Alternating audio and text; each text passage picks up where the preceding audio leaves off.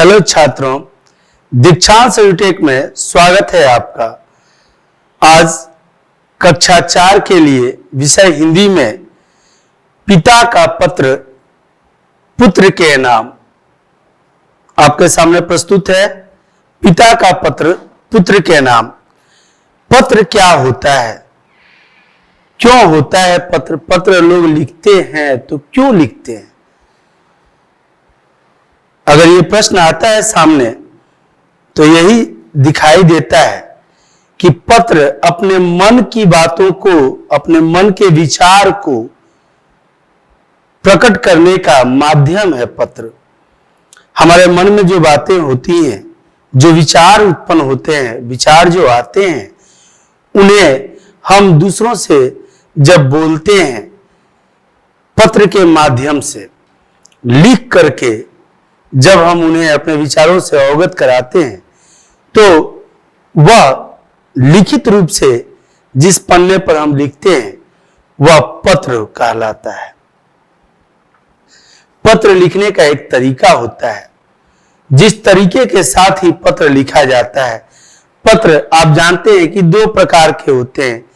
एक कार्यालय में लिखा जाता है प्रधानाध्यापक को, दूसरा अपने पिताजी को, अपने पुत्र को, अपने भाई, चाचा जी, माता जी, बहन आदि को, अपने परिवार वालों को।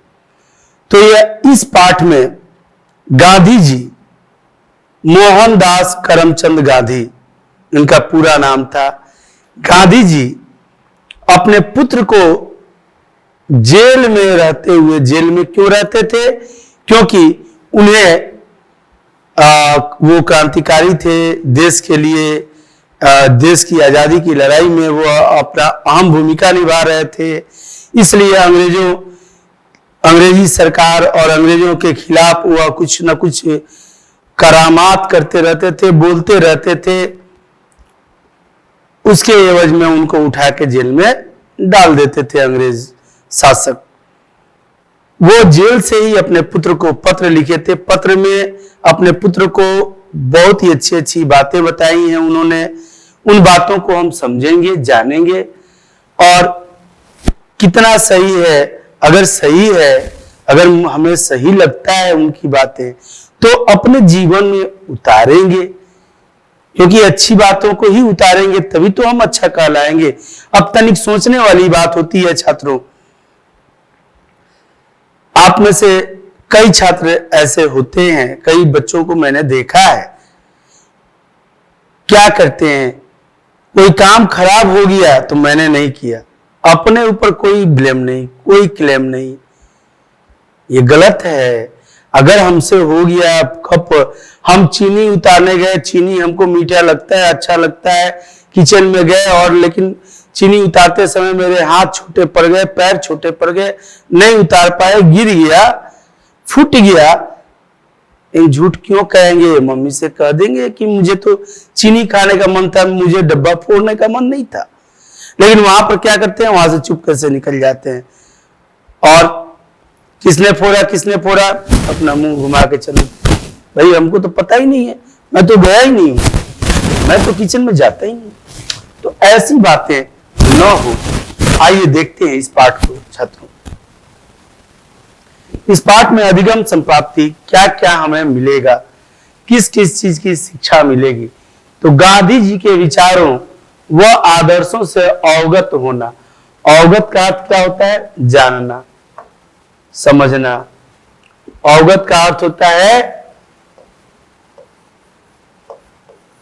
जानना या समझना।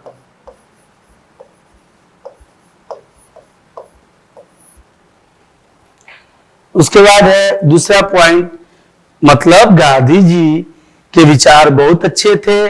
उनके विचारों को और आदर्शों को, जो उनके आदत में शामिल था, उनको जानना है, समझना है। सच्ची शिक्षा का अर्थ समझना। सच्ची शिक्षा, शिक्षा तो हम सभी ले रहे हैं, लेकिन सच्ची शिक्षा क्या होती है, इसके अर्थ को गांधी जी समझाए हैं, उसको समझना है। महान लोगों के पत्र पढ़ना। गांधी जी महान थे, महात्मा जी थे, महात्मा गांधी उन्हें कहा जाता है।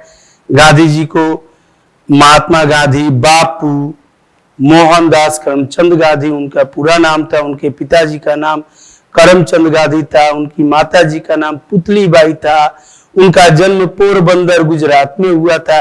इतनी बातें तो आप जानते हैं ना, अच्छी बात है।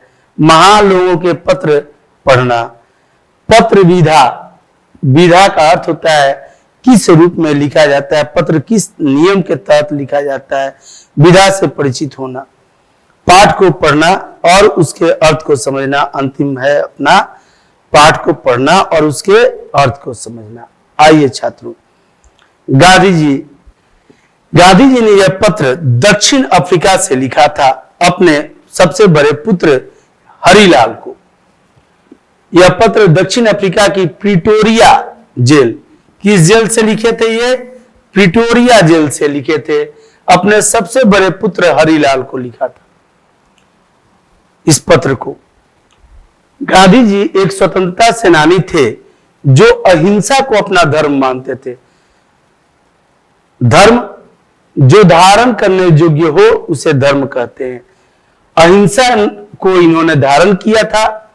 अहिंसा, हिंसा का अर्थ होता है मारकाट। अहिंसा जिसमें मारकाट न हो, मारामारी न हो, जोर से बोलना न हो, आराम से शांति से काम करना हो।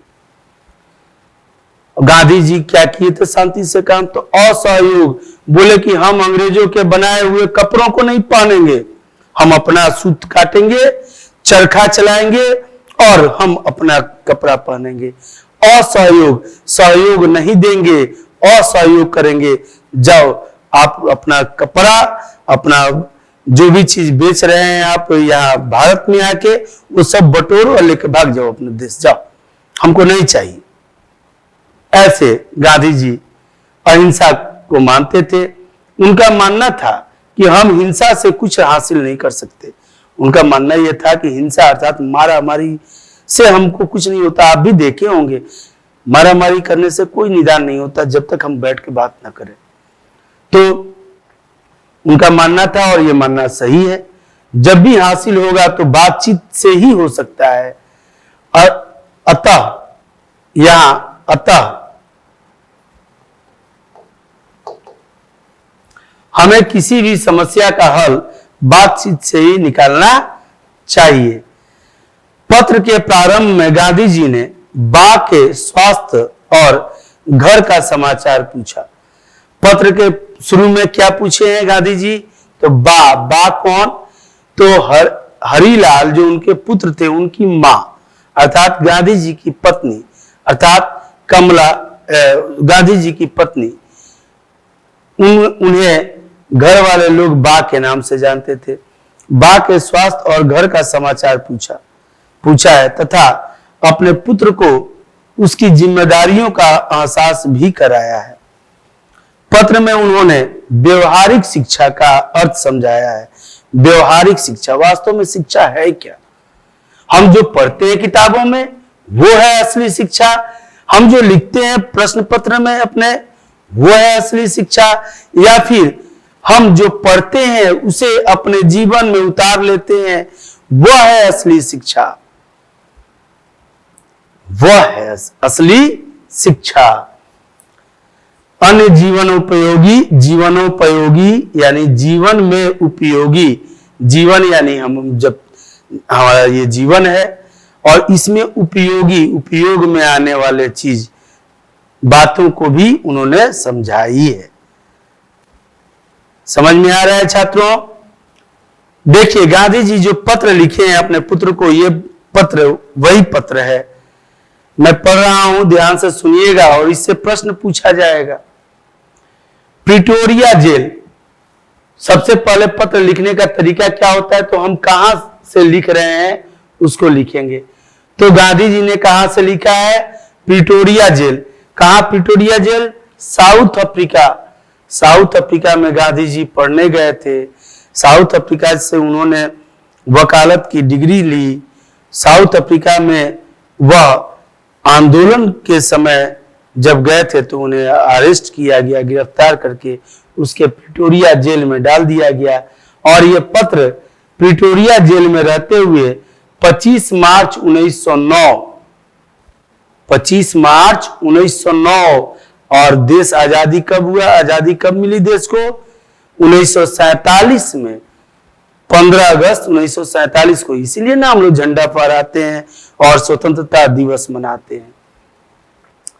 तो 25 मार्च 1909 को उन्होंने प्रिटोरिया जेल से पत्र लिखा था अपने पुत्र हरिलाल को, और लिखते हैं, प्रिय पुत्र हरि। यह पार्ट जो होता है पत्र का, इसे कहा जाता है संबोधन। क्या कहा जाता है? संबोधन। संबोधन मतलब हम किसको लिख रहे हैं पत्र, उसको संबोधित करते हैं, तो उसे संबोधन कहते हैं। यह संबोधन का हिस्सा होता है। तो गांधी जी ने प्रिटोरिया जेल से 25 मार्च 1909 को अपने प्रिय पुत्र हरि को पत्र लिखा था। क्या लिखा पत्र में? मुझे हर महीने एक पत्र लिखने और एक पत्र प्राप्त करने का अधिकार मिला है।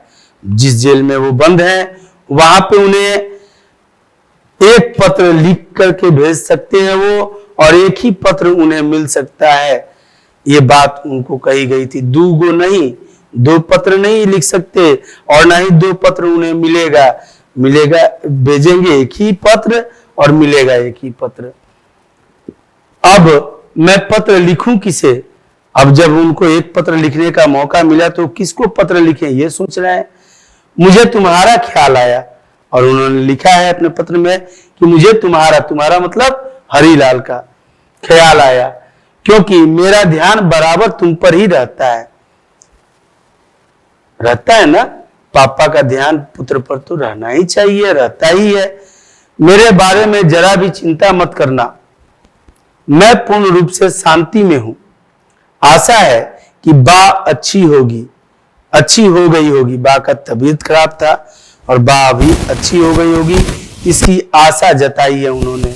और ये भी बात साथ में कही है कि मेरी जरा भी चिंता मत करना, माने थोड़ा सा भी मेरा चिंता मत करना, मैं ठीक हूं, शांति से हूं।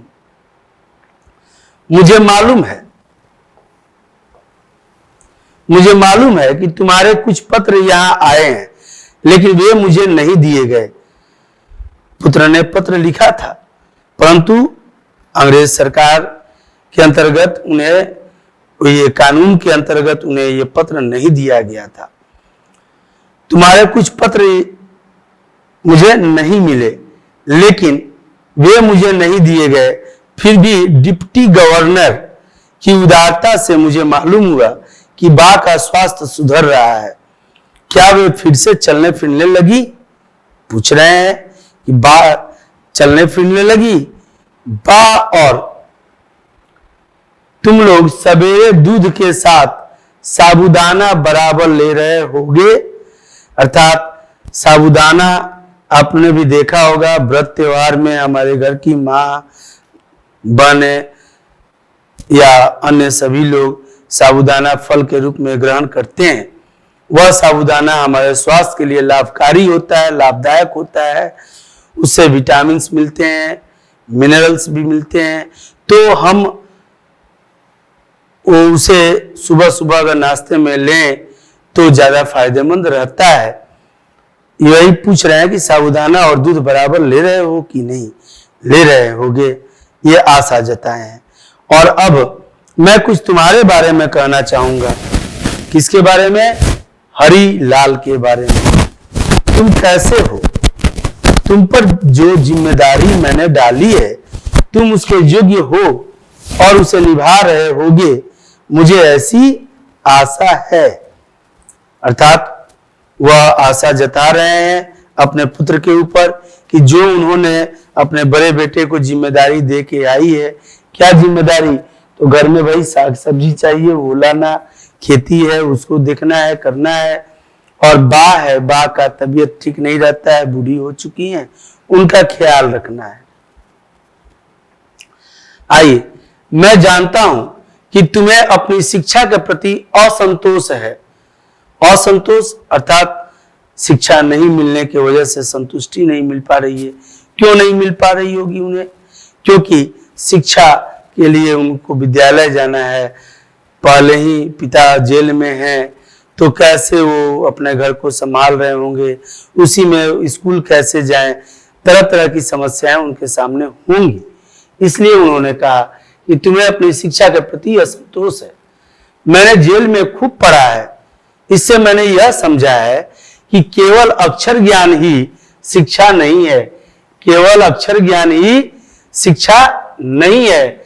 सच्ची शिक्षा तो चरित्र निर्माण और कर्तव्य बोध है। यह चरित्र निर्माण और कर्तव्य बोध क्या है? चरित्र होता है अपनी आदतों में सुधार लाना। अब हम किसी को छुप के ढेला चला के मार दिए और भाग गए, उस आदमी को लग गई चोट, सर फट गया उसका, लेकिन सबके सामने मैंने सिद्ध कर दिया कि मैं तो था ही नहीं वहां पे। तो ये क्या है? ये संभव कैसे है कि आप काम गलत करते रहें और आपको सभी लोग सही कहते रहें? ये दोनों बातें एक साथ संभव नहीं है, क्योंकि आप काम खराब करेंगे तो आपको लोग अच्छा नहीं कहेंगे, आप काम अच्छा करेंगे तभी आपको लोग अच्छा कहेंगे। तो उस चरित्र निर्माण की बात उन्होंने की।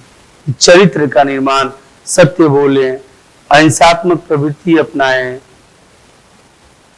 झूठ न कहें, न ही किसी को धोखा दें, ऐसी बातें सभी चरित्र निर्माण करती हैं। और कर्तव्य बोध, कर्तव्य जो हम काम करते हैं उसका हमको ज्ञान होना चाहिए। भाई हम पढ़ रहे हैं, स्कूल गए, स्कूल से घर आए, बस्ता इधर, कपड़ा उधर, शर्ट इधर, पैंट इधर, मोजा इधर, जूता उधर, अब कौन संभाल के रखेगा? तो मम्मी।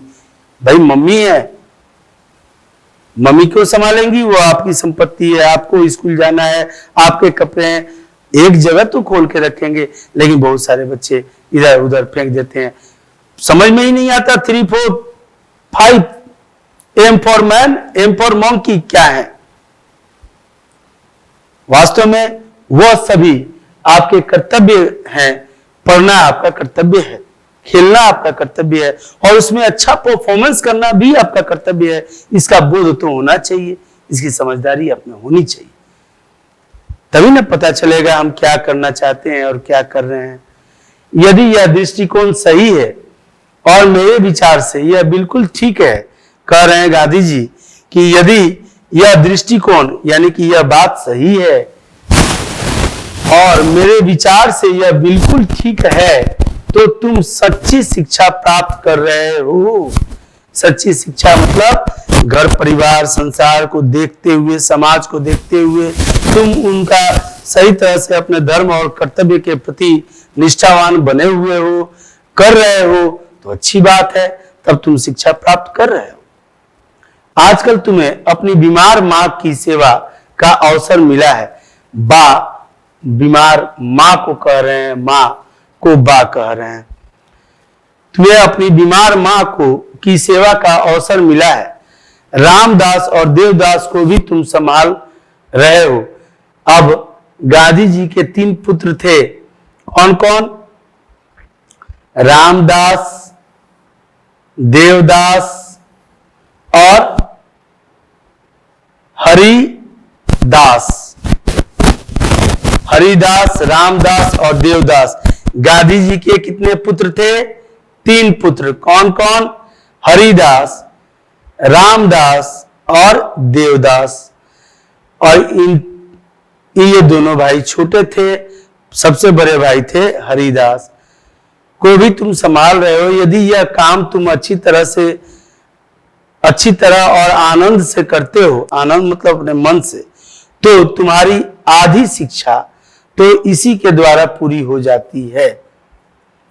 संसार में 3 बातें बड़ी महत्वपूर्ण है। कौन कौन सी 3 बातें? गांधी जी तो 3 बातें ही कहते थे।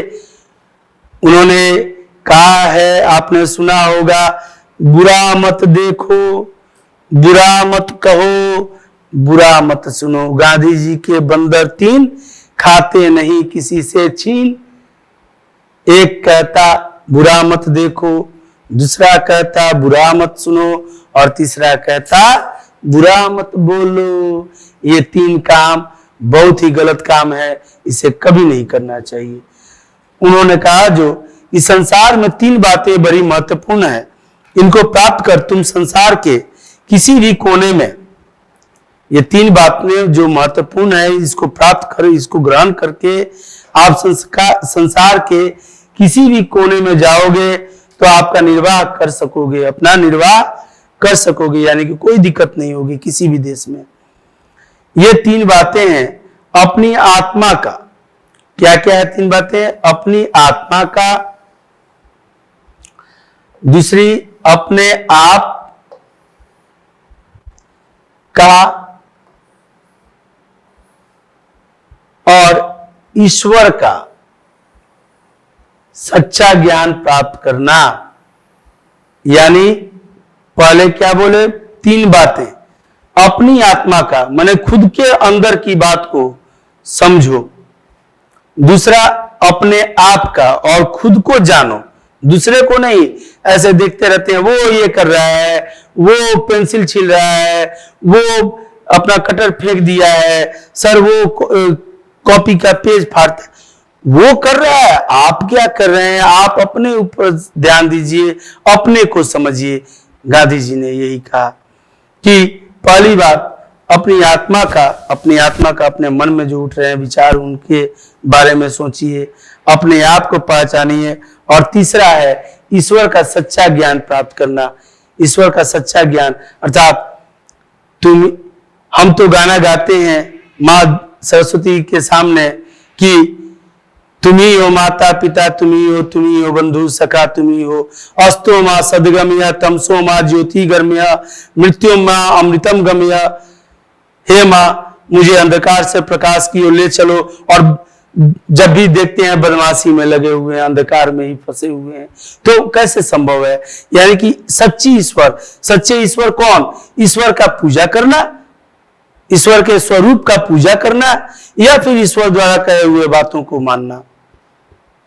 गीता में कहा गया है, गीता में कहा गया है कर्मण्येवाधिकारस्ते मां फलेषु कदाचन मां कर्म फल हेतु बुर्मा यदा यदा हि धर्मस्य ग्लानि भवति भारत तदात्मानं सृज्याम्यहं परित्राणाय साधूनाथ विनाशकाय च दृष्टकृपा संस्थापनार्थाय संभवानि जुगे जुगे। परंतु हम अपने कर्तव्य पर कितना ध्यान देते हैं? हमें ध्यान देना चाहिए। वो सच्चा ईश्वर, वो ईश्वर का सच्चा ज्ञान है। ईश्वर का सच्चा ज्ञान उनके पत्थर के मूर्त को पूजने में नहीं, बल्कि अपने हृदय में बसाने में है। ईश्वर हमारे हृदय में वास करते हैं।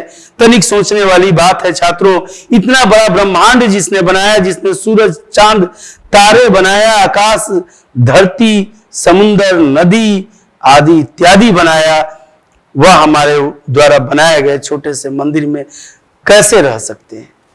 और छोटा रूप उनका इतना छोटा हो सकता है कि वो हमारे हृदय में रहते हैं। ईश्वर सदैव हमारे साथ रहते हैं। ईश्वर हमारे विश्वास में रहते हैं। ईश्वर हमारे हृदय के विश्वास में। जब भी हम कोई काम करने जाते हैं उस समय एक बात आती है हमारे अंदर से कि ना ये सही है, ये करना चाहिए, नहीं ये गलत है, ये मत करो, लेकिन हम नहीं मानते। ये हमारा असुविधा है। इसलिए गांधी जी ने सही सुझाव दिया कि पहचानो, ज्ञान प्राप्त करो, अपने आप को पहचानो।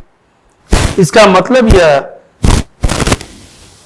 यह नहीं है, इसका मतलब यह नहीं है, नहीं की, इसका मतलब यह नहीं कि तुम्हें अक्षर ज्ञान नहीं मिलेगा, वह तो मिलेगा ही, लेकिन तुम उसी की चिंता करो, यह मैं नहीं चाहता। इसके लिए तुम्हारे पास बहुत समय है। अर्थात अक्षर ज्ञान आप कभी भी ले सकते हैं, किताबों को पढ़ सकते हैं, परंतु सांसारिक और व्यवहारिक ज्ञान, संस्कारिक ज्ञान आप में काम होनी चाहिए। क्यों कहते हैं ऐसी बात? छात्रों, खाना खाना, कूदना फानना, ये तो जानवर भी करते हैं। इंसान, हम मनुष्य हैं। मनुष्य किस रूप में है? तो गुणवत्ता को धारण करने की वजह से, बुद्धि विवेक के वजह से अपने, तो वो अब बुद्धि विवेक हमारा संस्कार है। अगर हमारे अंदर संस्कार है तो हम मनुष्य हैं, और मनुष्य ही कुछ भी बन सकता है। डॉक्टर, कलेक्टर, इंजीनियर, एडवोकेट, वकील, प्रधानमंत्री, राष्ट्रपति, मनुष्य ही बन सकता है। तो पहले हम मनुष्य बने, आदमी बने, इंसान बने, क्योंकि इंसान बनने के बाद ही हम कुछ भी बन सकते हैं। तो इंसान बनने के लिए हमें हमारे अंदर व्यवहारिक ज्ञान का होना बहुत जरूरी है, और उस व्यवहारिक ज्ञान से ही हम, वह व्यवहारिक ज्ञान हमारे पास है तो वास्तविक शिक्षा हमारे पास है। अक्षर ज्ञान तो इसलिए होता है कि जो तुम्हें मिला है तुम दूसरों को दे सको। इतना और याद रखना कि अब हमें गरीबी में रहना है। जितना अधिक मैं विचार करता हूं उतना अधिक मुझे लगता है कि गरीबी में ही सुख है। अमीरी की तुलना में गरीबी अधिक सुखद है। खेत में घास और गड्ढे खोदने में पूरा समय देना, घास और गड्ढे को खोदने में, भविष्य में हमें अपना जीवन निर्वाह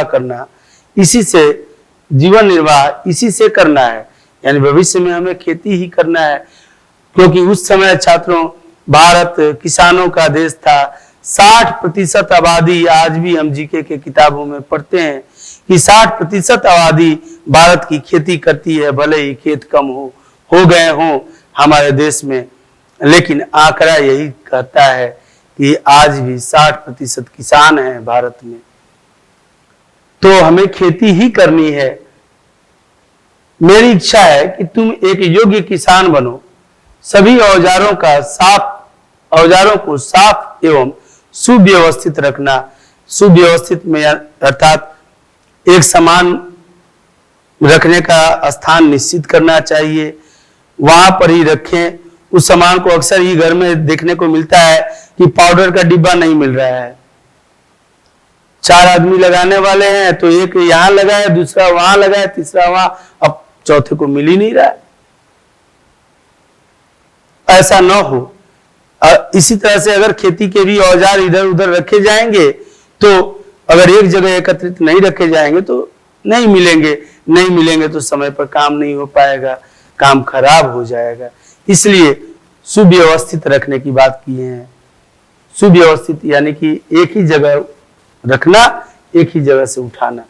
यत्र तत्र सर्वत्र, यहां वहां जहां तहां नहीं फेंकना। अक्षर ज्ञान में गणित और संस्कृत पर पूरा ध्यान देना, और अक्षर ज्ञान में सलाह दे रहे हैं गणित, गणना और संस्कृत भाषा पर पूरा ध्यान देना। भविष्य में संस्कृत तुम्हारे लिए बहुत उपयोगी सिद्ध होगी। ये दोनों विषय बड़ी उम्र में सीखना कठिन है। संगीत में भी बराबर रुचि रखना। ये दोनों विषय जो है ये छोटे उम्र से ही हम सीखते हैं तो सीख पाते हैं, बड़े उम्र में जाने के बाद सीखना कठिन है। बाद बाकी और सब्जेक्ट को और विषय को हम सीख सकते हैं, लेकिन ये 2 विषय जो है बड़े होने पर सीखने में दिक्कत होती है। वैसे तो सभी विषय हमारे लिए उपयोगी और आवश्यक होते हैं, क्योंकि सभी विषय साइकिल के चैन की तरह होते हैं। अगर चैन का एक भी कड़ी टूट जाए तो हमारी साइकिल नहीं चल सकती। ठीक उसी तरह से math, science, SST, GK, computer, Hindi, English, ये सभी एक साथ जुड़े रहते हैं। एक भी इसमें से अगर हमारा कमजोर होता है तो हम परीक्षा में सबसे अच्छे मार्क्स में नहीं आ पाते हैं। इसलिए हमें ऑल सब्जेक्ट पढ़ना चाहिए, तभी हमारी साइकिल चलेगी। हिंदी, गुजराती और अंग्रेजी के चुने हुए भजनों एवं कविताओं, चूंकि वह गुजरात से थे इसलिए गुजराती, हिंदी हमारी राष्ट्रभाषा है और अंग्रेजी विश्व की सबसे पहली भाषा है। तो अंग्रेजी के चुने हुए भजनों एवं कविताओं का एक संग्रह तैयार करना चाहिए। वर्ष के अंत में तुम्हें अपना यह संग्रह बहुत मूल्यवान प्रतीत होगा।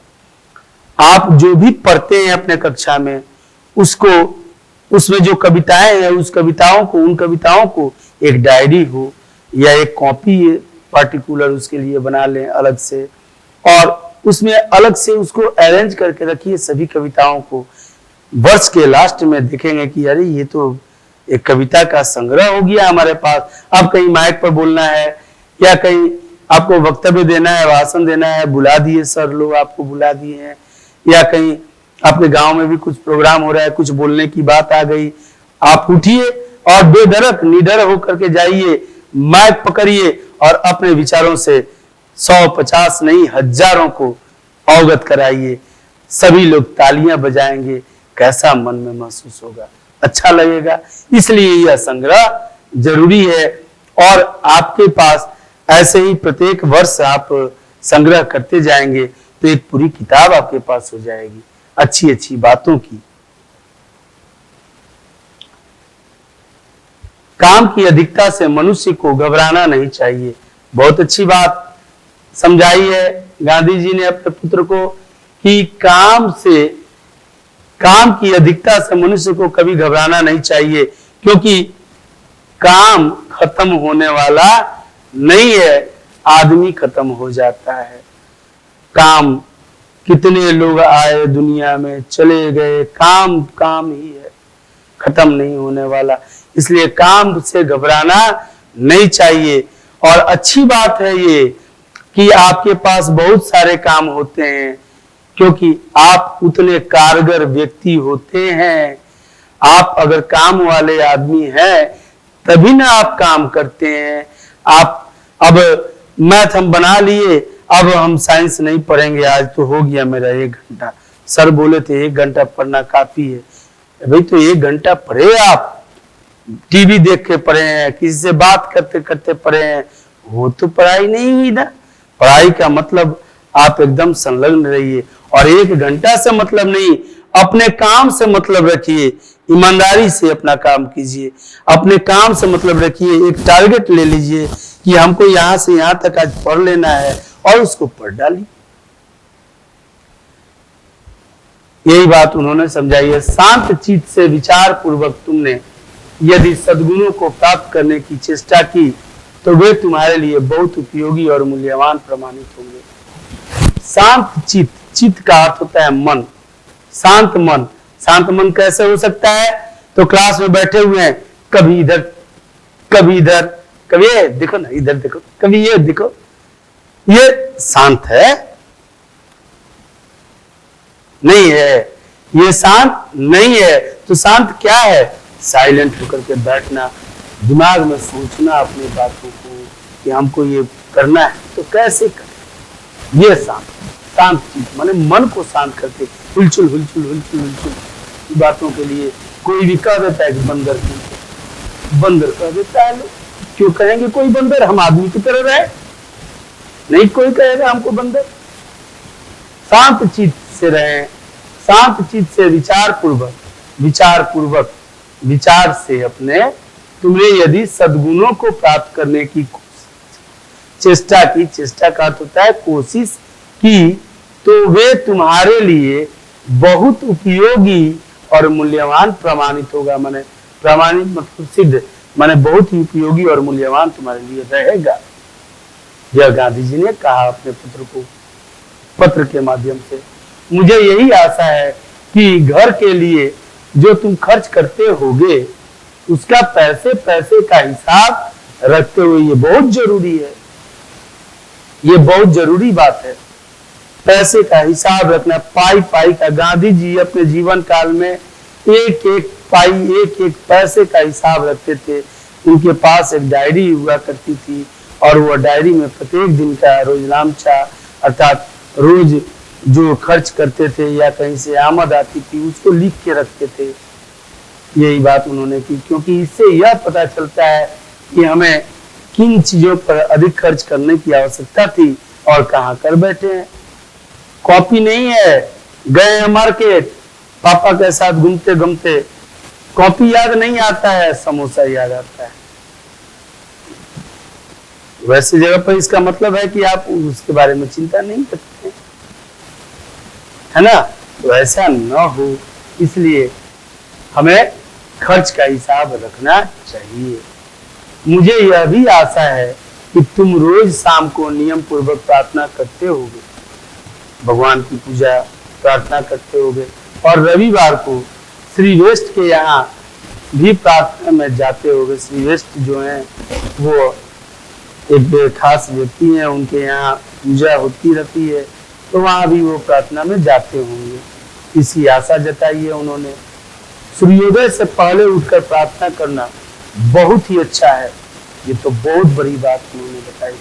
सूर्योदय से पहले माने सूर्य उदय होने से पहले हम जग जाएं, हम शौच क्रिया से संपन्न हो जाएं, शौचालय होके आ जाएं, मुंह हाथ धो लें, बड़ा सुंदर हवा बहता है उस समय, सारी सक्रिय ऊर्जाएं उस समय उत्पन्न होती हैं। सुबह का सूर्योदय से पहले का जो बेला होता है बड़ा ही सुंदर होता है। कोयल कू कू करती है, चिड़िया चहचहाती है, अच्छा लगता है। जो उठते होंगे वो जानते हैं, और जो नहीं उठते हैं, सूर्योदय के बाद उठते हैं, उनका मन भारी भारी रहता है, आलस पकड़े रहता है, क्लास में भी बेंच पर सो जाता है, ऐसे करके बैठेगा, लगेगा कि अभी 8 साल का आदमी 80 साल का बुढ़ा लगता है। बेंच पर बैठे तो हमेशा टाइट बैठे, रीढ़ की हड्डियां हमारी सीधी होनी चाहिए। ये सब बातों पर ध्यान देना चाहिए, क्योंकि अभी आप बच्चे हैं, अभी आपका पूरा बॉडी सेट हो रहा है। अब ये बैठने में हम ऐसे झुक के बैठेंगे तो ये तो हड्डी घुमा हुआ है, ऐसे ही सेट हो जाएगा। बड़े भी होंगे तो ऐसे ही करके रहेंगे, नहीं, हमें टाइट रहना चाहिए, खड़े होना चाहिए। प्रेयर फील्ड में या फिर अरेंज अपने प्रेयर असेंबली में हो तो वहाँ टाइट खड़े रहें। इस तरह से हम अपने आप को मेंटेन कर सकते हैं, अपने आप को सही तरह से रख सकते हैं। उन्हीं नियमों के बारे में ये कह रहे हैं गांधी जी, अपने पुत्र को समझा रहे हैं कि सूर्योदय से पहले, और जो सूर्योदय से पहले उठते हैं छात्रों, वो हमेशा तरोताजा रहते हैं, फ्रेशनेस महसूस करते हैं। प्रयत्न पूर्वक एवं निश्चित समय पर ही प्रार्थना करनी चाहिए। प्रयत्न पूर्वक यानी कि कोशिश से, अपना पूरी कोशिश अपनी ये रहे। हो सकता है किसी दिन मिजाज ठीक ना हो, थोड़ा सा मन अच्छा न लगे, तो थोड़ा देर हो, विलम्ब हो, लेकिन यह कोशिश रहनी चाहिए हमारी कि रोज हम एक ही समय पर पूजा करें, प्रार्थना करें।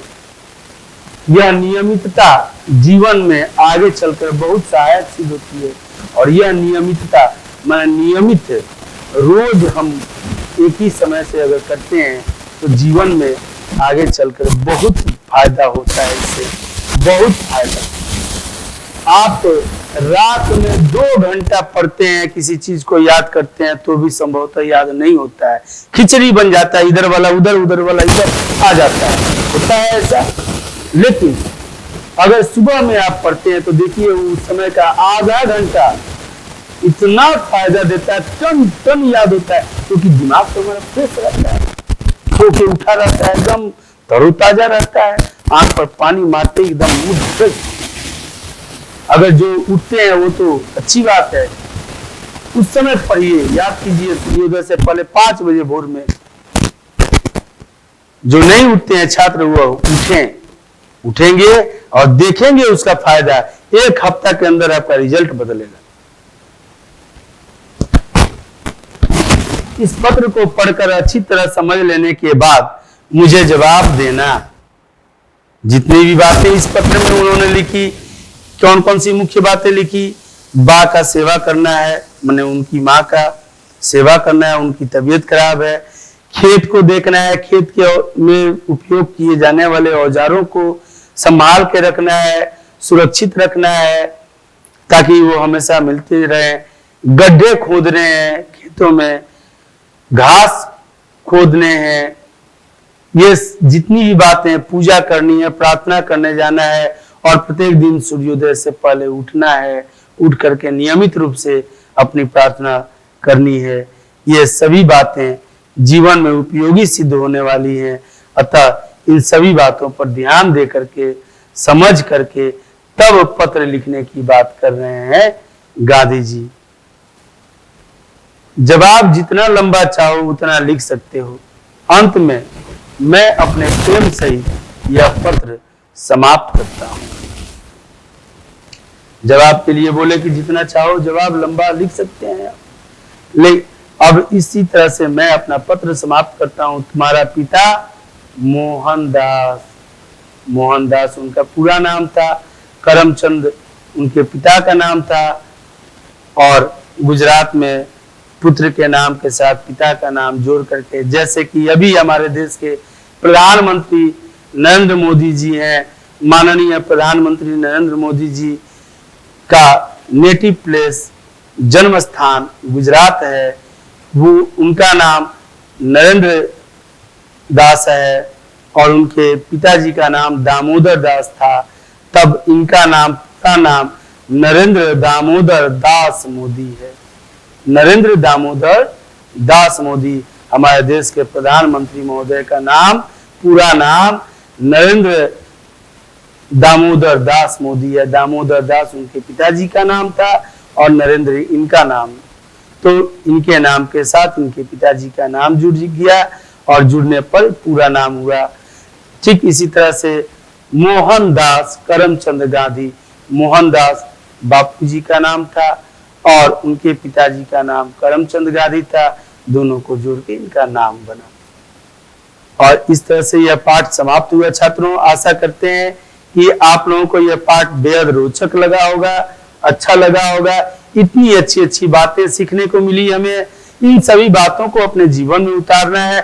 और हाँ, एक बात तो आपके फायदे वाली है ही, सूर्योदय से पहले उठो और उस समय पढ़ के देखो, आधे घंटा में याद होता है और याद होगा, मन खुश रहेगा। उसके बाद तुम क्रिकेट खेलने भी जाओगे तो बॉलिंग करोगे तो विकेट मिलेंगे और बैटिंग करोगे तो सिक्स मिलेंगे, जरूर मिलेंगे, क्योंकि मन से जीतते हैं हम। मन के जीते जीत और मन के हारे हार। इसलिए हम हार नहीं, जीतने वाले हैं। हम भारत के हैं, वासी हैं। हम तो अंग्रेजों को भगा दिए यहां से अपने जिद पर आकर के। अगर जिद अपने मन में कर लें कि हमें उठना है तो निसंदेह उठ सकते हैं। आप जिस भगवान को मानते हैं, जिस ईश्वर को के रूप को मानते हैं, आप रात में सोने के समय कहें जय बजरंगबली, मुझे 5 बजे सुबह में मेरी नींद खुल जाए। ऐसा प्रतीत तो होता है कि उस समय कोई आपको जगा रहा है कि उठो 5 बज गया है, और आप उठ जाएंगे। देखना करके, मन में विश्वास अगर हो तो आदमी कुछ भी कर सकता है, कुछ भी। चलिए, इन्हीं बातों के साथ आज का क्लास समाप्त होता है। अगले पाठ के साथ फिर मिलेंगे। धन्यवाद। आपका दिन मंगलमय हो।